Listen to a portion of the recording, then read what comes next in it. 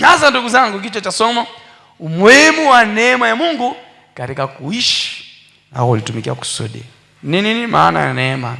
Neema inatafsiriwa na maneno kama matatu hivi ya kwenye Biblia. Neno la kwanza ni hen, ambalo tafsiri yake ni kibali ama upendeleo. Neema ni kibali ama upendeleo.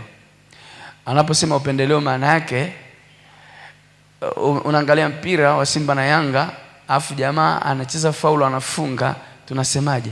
Refa yani maana yake halikuwa goli la haki, itakuwa apuliziwe kipenga. Sasa neema ni pale ambapo kwa haki ufai kumtumikia Mungu. Kwa haki, tukiangalia historia ya baba yako na mama yako, ufai kumtumikia Mungu.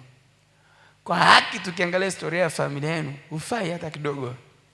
Kwa haki, tukiangalia tabia zako za kweli ambazo watu wengine hawazijui, ufai kumtumikia Mungu. Kwa haki ufai. Lakini inapokuwa ni upendeleo, ni kwamba sasa huyu hafai, lakini mpisheni na huyo aende. Ukiwa katikati yao wanasema huyu hakustahili, lakini amependelewa. Ndio tafsiri ya neema. Haleluya. Bwana tuwe sifa. Maana ya pili hilo neno hen, ambalo linasema juu ya neema, limeandikwa katika Mwanzo mstari wa 6 mlango wa 8. Mwanzo 6:8. Mwanzo mlango wa 6 mstari wa 8. Biblia inasema hivi. Mwanzo 6:8, Biblia inasema hivi: lakini Nuhu akapata neema machoni pa Bwana. Haleluya.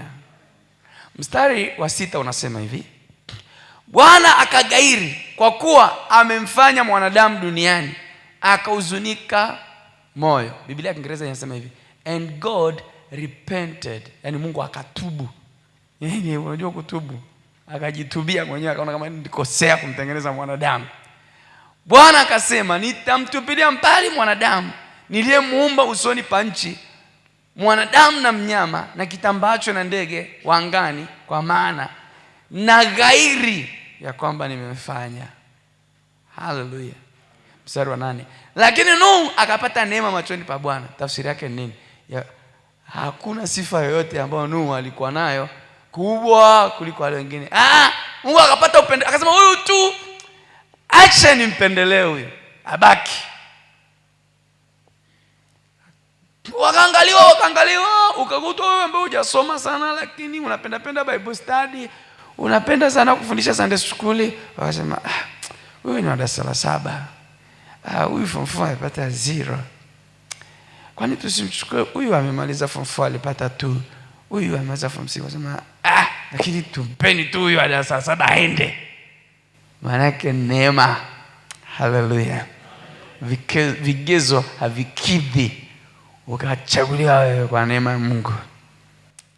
Ili neno neema sasa kwa Kiebrania lililoandikwa hapa, Nuhu akapata neema, ni neno hen. Hen tafsiri yake ndio nimekuambia, kibali ama upendeleo moja. Namba 2, fadhili isiyostahili. Neema ni fadhili isiyostahili. Fadhili ni tofauti kidogo na upendeleo. Fadhili imeambatana na chochote kitu. Amepata mfadhili, maana yake atamfadhili,